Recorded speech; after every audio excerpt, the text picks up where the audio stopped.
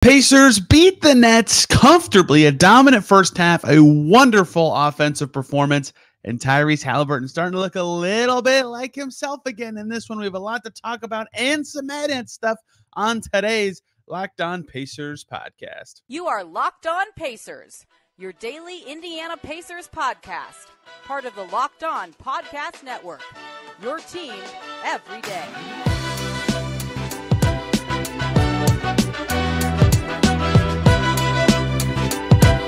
What up, y'all? Happy Tuesday, and welcome into another edition of the Locked On Pacers podcast, where we, of course, talk about the Indiana Pacers, as always. My name's Tony East. I cover the team for Forbes and SI, and today, lots and lots to dive into for a Pacers win, a good one over the Nets. The Nets stink, but the Pacers played them like a team that stinks, and the Pacers have rarely done that this season, crushing the Nets up 30 at times, end up winning the game by 22 while coasting down the stretch with the deep reserves. The offense looked fantastic, especially in the first half. Tyrese Haliburton was soaring. The center rotation was all over the place in both a good way and a way that we have to talk about, with Myles Turner's finger going the complete wrong direction. And the Mad Ants play in the playoffs tonight. Let's catch up on some G League stuff because we have a lot to get to today. But we, of course, start with Pacers Nets win number 43 for the Pacers. Elsewhere tonight, by the way, the Hawks beat the Bulls, meaning neither the Hawks or the Bulls can get to 43 wins. The Pacers have secured a top 8 seed. They're guaranteed at least 2 games beyond the regular season, and that is in part because of this win. The Pacers got over the Brooklyn Nets on April Fool's Day. Starts off 4-0 Nets. Looking like, oh no, Pacers may not be taking this one as serious as they need to. Another one of their slow starts. Pacers tied the game up at 4 and never trailed again. So never mind the no slow start. They went up 13-4 after that 4-0 Nets run to start the game. Tyrese Haliburton was outscoring the Nets 14-13 midway through the first quarter. An absolutely dominant start to this game for the Pacers, despite that 4-0 opening. And Haliburton was the story early, but really the Pacers offense in general, I think, was kind of the story of this game. Right after their best defensive game, of course, when you score 133, things are going to look good. But their first half offense in the numbers is just outrageous. Everything off the charts and looking good. The Pacers in the first half, 40% from deep, 58.8% from the field. Only 5 turnovers, did well on the offensive glass, forced the Nets into turnovers, forced the Nets to foul. The Nets were 2 for 13 from deep. So the Pacers were in transition, and they were hitting their own shots. Siakam made 6, Haliburton made 7, Jalen Smith didn't miss. I mean, they just had great performances all over the place. And at halftime, when you have your 2 stars are combined for 34 points, at halftime, you're going to win. So that's how the Pacers set the tone in this game. Is they were just absolutely humming offensively, and it wasn't even an awesome second quarter. They had some slippage in the second quarter. Their defense got worse in the second half, but their first quarter was just so good. 43 points in that quarter, 6 of 11 from deep.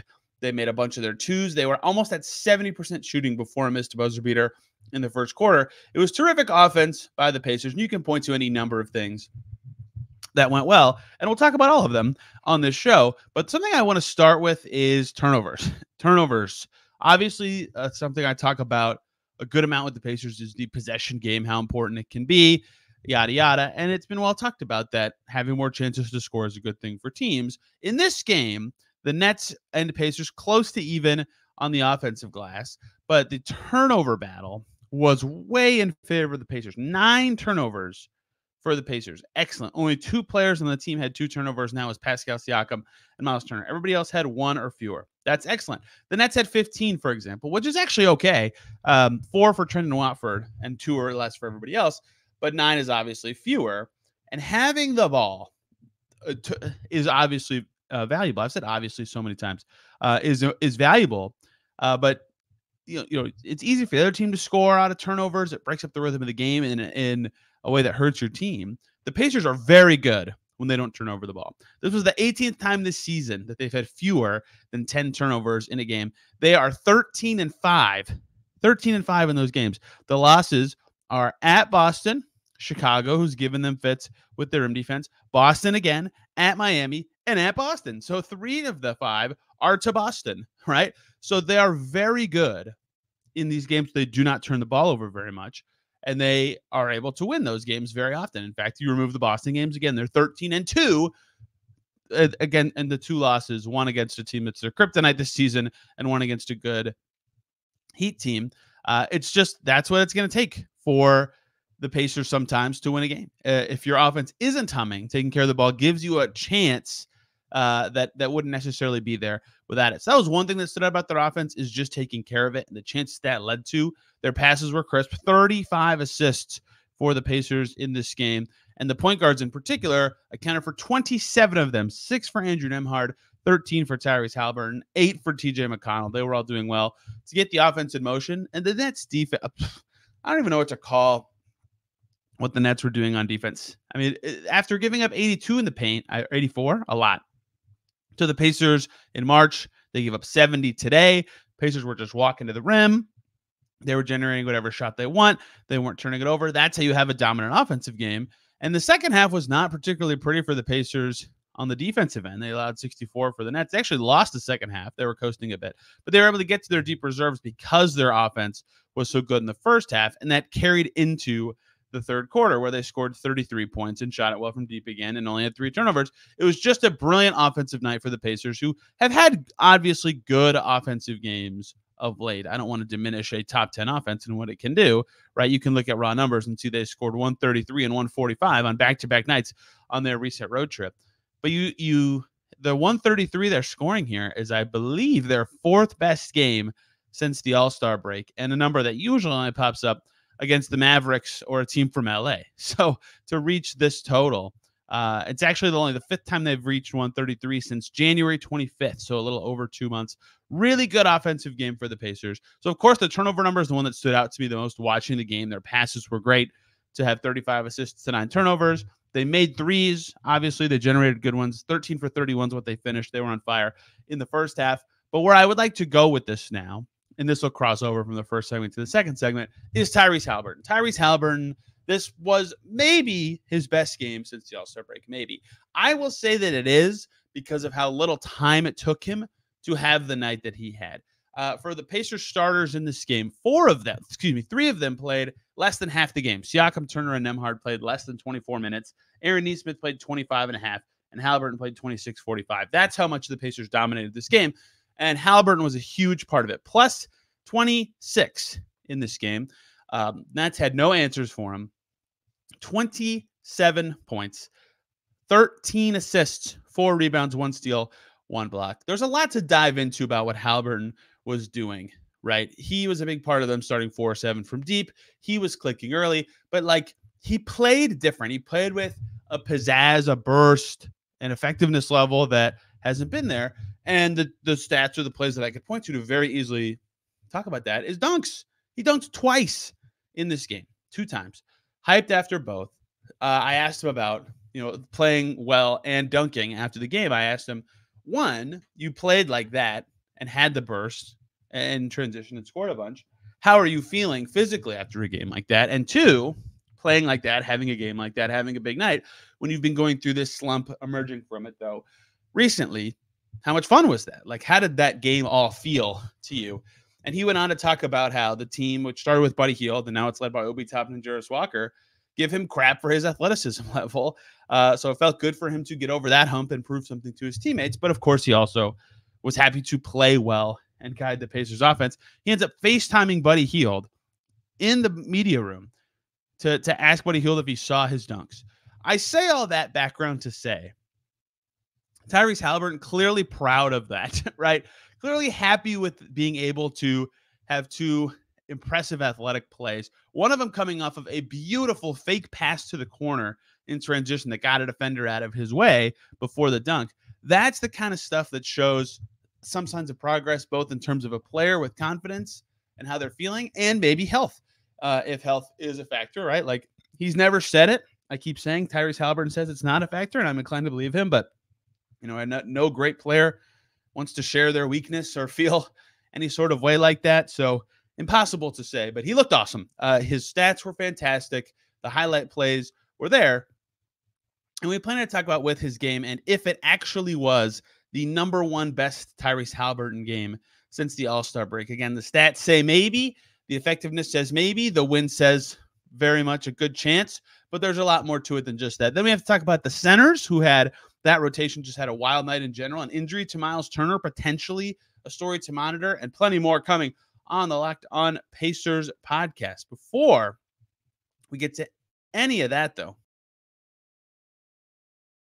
this next segment is brought to us by our sponsor, BetterHelp. Sometimes we only need the opportunity to get something off our chest. Big or small, certain things can really start to get to you. It's important to let that out, especially to someone who is unbiased on your life. So today, I want to say how I really feel about something. You might even think of the same thing this week. I think Zach Edey's college career at Purdue is getting underrated. 2-time National Player of the Year, and of course, losing to a 16 seed is brutal, and he hasn't won the second National Player of the Year yet. But his level of dominance is so rare in college basketball. I mean, he's having a phenomenal run right now. His stats speak for themselves. And I know that people keep saying, oh, it's just because he's tall. Yeah, but he is that height. That will never go away, and he's using it to dominate. And I've seen plenty of tall players not dominate like this. Zach Edey, very good. Therapy can be different for everyone. Most of us have bigger problems than a sports team and their best player and their place in history. It's important to get things off your chest every once in a while. If you've been thinking of starting therapy, give BetterHelp a try. It's entirely online, designed to be flexible and suited to your schedule. So visit BetterHelp.com/LockedOnNBA to get 10% off your first month. That's BetterHelp, HELP.com/LockedOnNBA.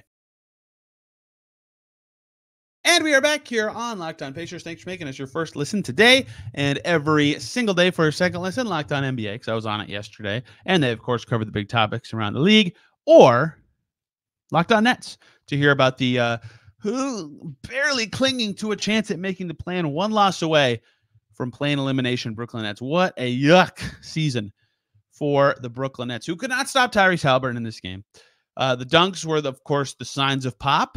The threes were, of course, fantastic. 4 for 7 from deep, from Tyrese Haliburton in this game. He had that game where he was 6 for 9 on the road trip in LA against the Clippers, one of his best shooting games in a long time. But today, being over 50%, that's just the second time, including that Clippers game, since the All-Star break. Right before the break, he had that 5 for 9 game against Toronto. Since then, he's been over 50% twice from 3 in a game against the Clippers last Monday and against the Nets last night. So twice in 8 days.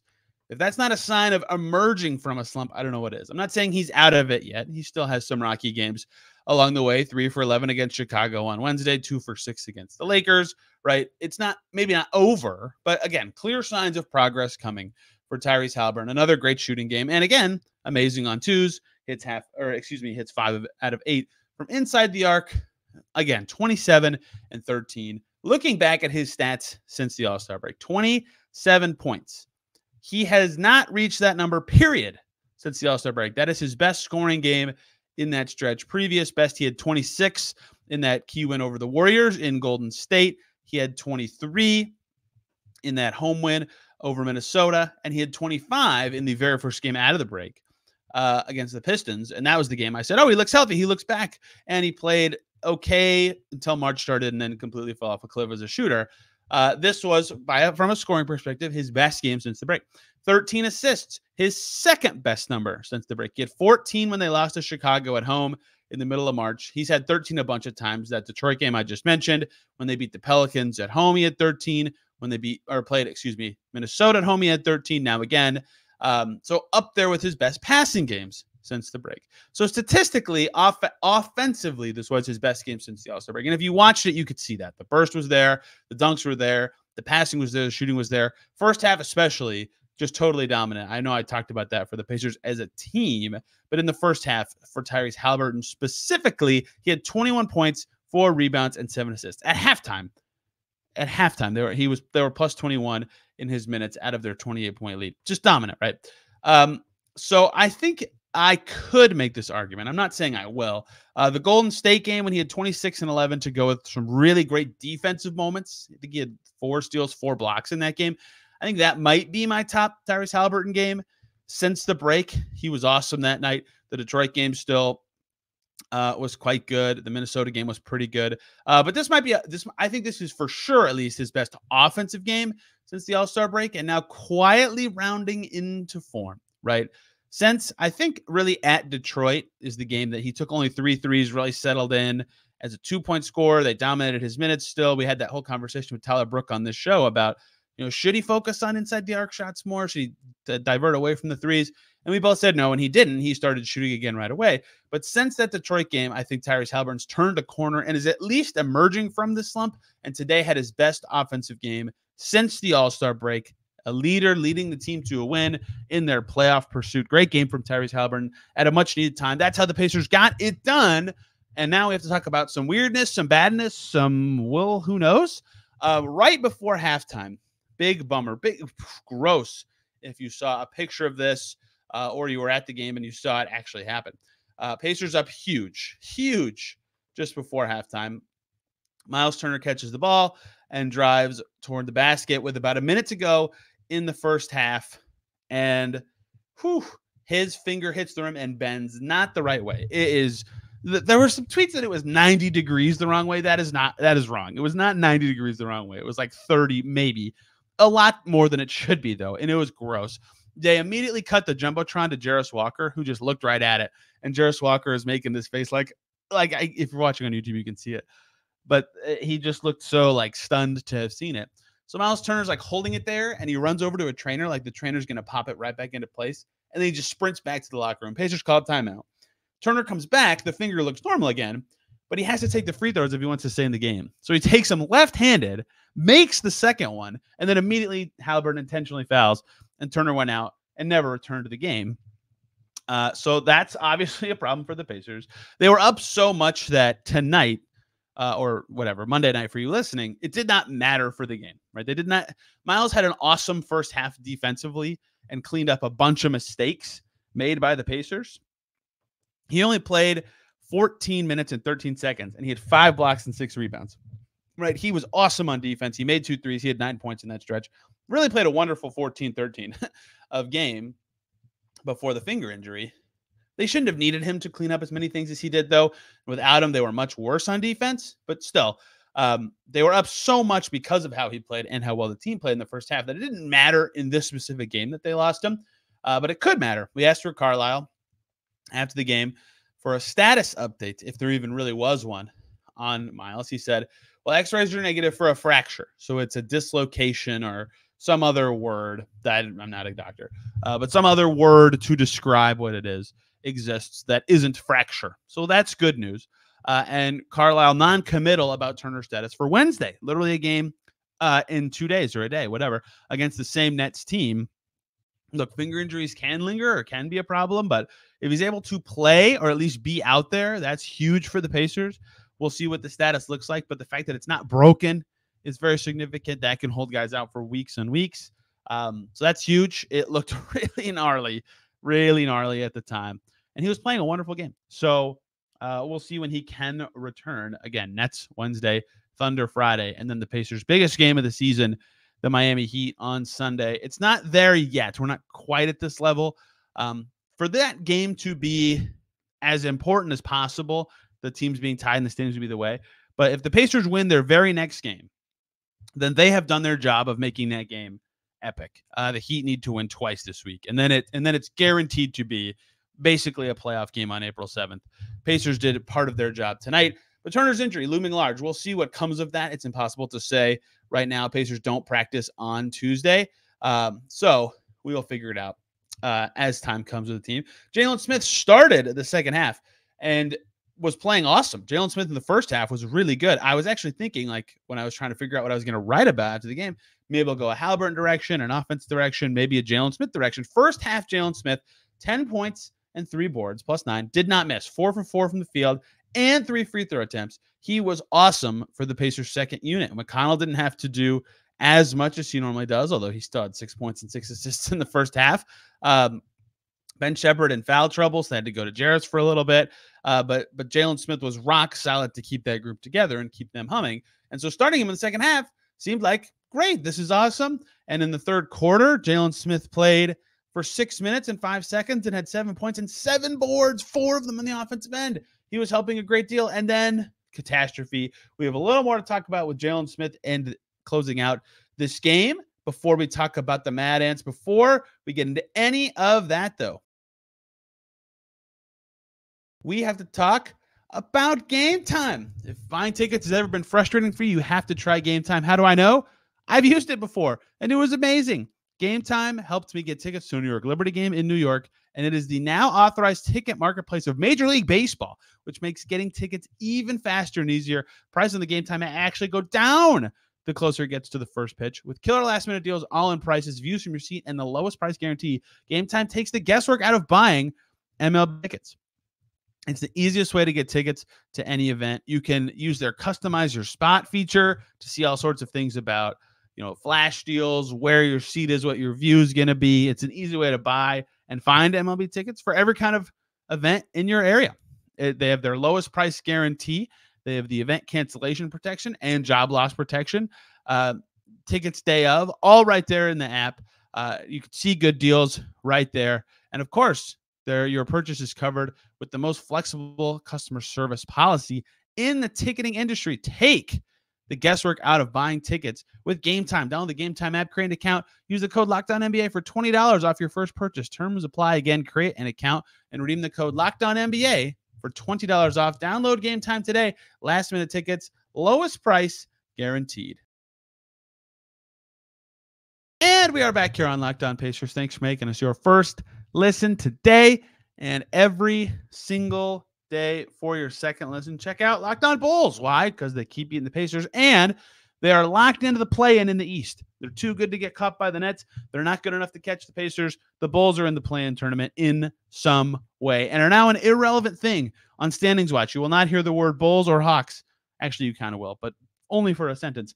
On Standings Watch ever again this season. They cannot catch the Pacers. Let's finish with Jalen Smith in this game and what it meant. Jalen Smith gets smacked in the face by Dennis Schroeder on a drive. Twice. The first one inadvertent. The second one looked not inadvertent, and the refs also deemed that. He got a technical foul for it. Smacks Jalen Smith right in the goggles. I can understand why a guy that wears goggles gets mad about getting hit in the face. Jalen Smith retaliates with a shove of Dennis Schroeder into the stands. Probably shouldn't do that. Probably shouldn't hit a guy in the face. They both messed up. A tech for Schroeder. Flagrant 2 for Smith. He gets ejected for the shove. He was playing awesome. So now all of a sudden, Turner's out for the game with this finger injury, and Jalen Smith is ejected and can't play for the rest of the game. So for the final quarter and a half, the Pacers had to go either Isaiah Jackson, who played 14-16 of the game. They went small with Obi Toppin at the 5 next to Jarris for a little bit. Isaiah Jackson played the rest and was just terrific. I mean, every time he plays, he has 8 points, 3 boards, 2 blocks, didn't miss a shot. Isaiah Jackson gets another great big thumbs up from me. He was great. Again, Obi Toppin at the 5 field. Then Jarris ends up playing 13 minutes and 20 seconds of quality basketball. It all worked out in the end, but losing 2 centers was pretty tough. Like, the Pacers did not play as well down the stretch of this game. Rick Carlisle, tonally, not as happy with his team's performance as I expected him to be for a team that absolutely dominated the first half and was up by 30 for a lot of this game. They lost the second half. They were outscored 58-64, gave up 64 points. That he didn't like that. Defense needs to be better than that, even though they still cruised. And I think the center rotation being so funky for injury and ejection reasons was part of it, but the Pacers still got it done. Either way, 27-13 for Haliburton, 17-10 for Smith, and 15.5 minutes. He was terrific and should have been a story of the game. Obi Toppin was very good. Pascal Siakam was his usual level. Aaron Nesmith was plus 28 in 25.5 minutes. You get the gist. The Pacers need to keep winning, and they did so once again. And tonight, the playoffs start for the organization. Just not what you're thinking. The Mad Ants, the Indiana Mad Ants. It's so weird to say that still. Host the Delaware Bluecoats tonight in Gainbridge Fieldhouse. It's the first playoff game for the G League this year. Mad Ants finished with the 3 seed in the East. They were almost the 2 seed. They lost it on the last night. They did all they could, but the Maine Celtics just held them off. The Mad Ants were amazing for the first part of the season, called the Showcase Cup, but that record doesn't count for the regular season, which is kind of dumb. But whatever. Mad Ants, 23-11, 3 seed in the East. So they get to host the first round of the playoffs against the Delaware Bluecoats. That's at 7:30 tonight on Tuesday. Perhaps you want to go see it, because I'm guessing that all the Pacers 2A guys, so Oscar Tshiebwe, Isaiah Wong, and Quentin Jackson. Isaiah Wong, by the way, gets a shout out today. He debuted in the NBA against the Nets and scored his first points. That was his first game that will count for stats and on Basketball Reference, for example, because the Lakers game he played in was the in-season tournament finals. Anyway, the two-way guys I just mentioned, and I'm guessing this, Kendall Brown will probably get assigned to the Mad Ants tomorrow.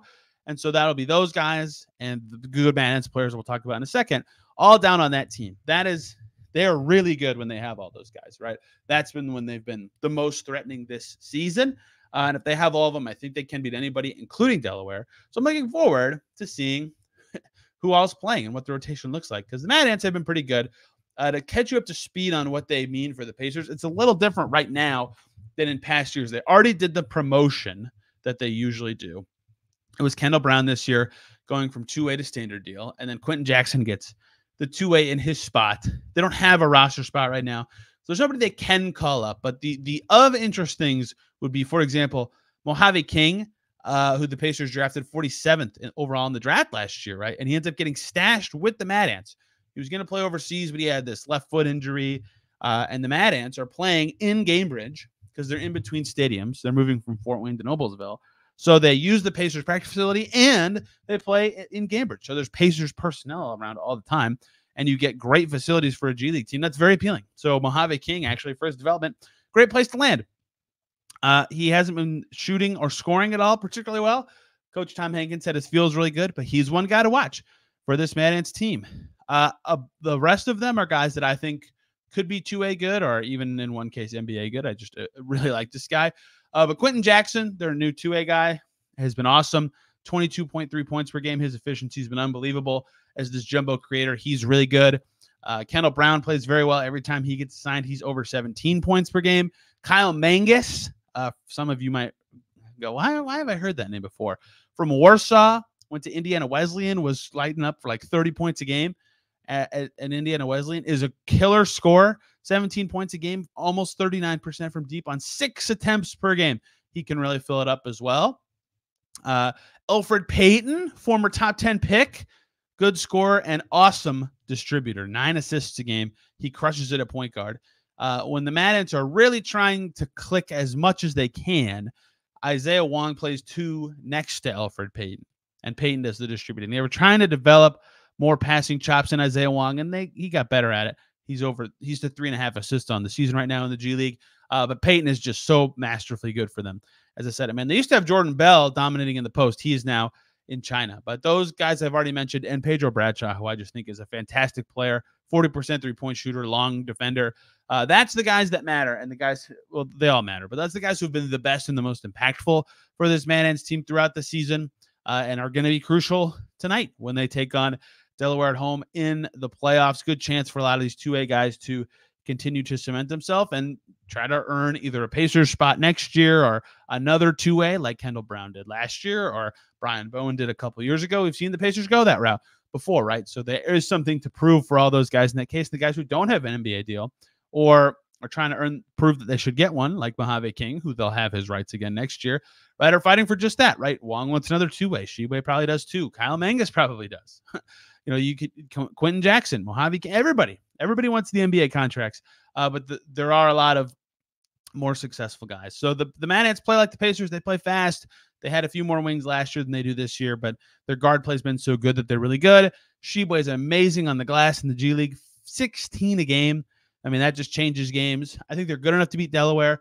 If they win, they'll go to Maine for the semifinals, and then we'll see from there. But worth tuning in if you can. Those games are fun to watch. There's NBA talent on the floor, and that's what the Mad Ants season is at. They had a good regular season. They had a great Showcase Cup, and now it's playoff time for the Pacers G League affiliate, and it could be as many as 4 Pacers players playing in that game Tuesday night, and I suspect many of them will actually be tuning in to watch it, whether that's in person or on their phone or at home, whatever. Tomorrow on the show, Alex Golden's going to join us for another Pacers Topics du jour with the playoffs play-in, whatever, in about 2 weeks. Looking forward to that one. Then Wednesday, we'll, of course, talk about whatever happened, Thursday, we'll talk about whatever happened in Pacers Nets round 3 and do standings watch before Friday's game against the Thunder, their best opponent this week. So plenty more to come here on the Locked On Pacers podcast this week. Hope you guys enjoyed today's show. You can find me on Twitter at Tony R. East and the show there at Locked On Pacers. Till then, everybody have a wonderful day.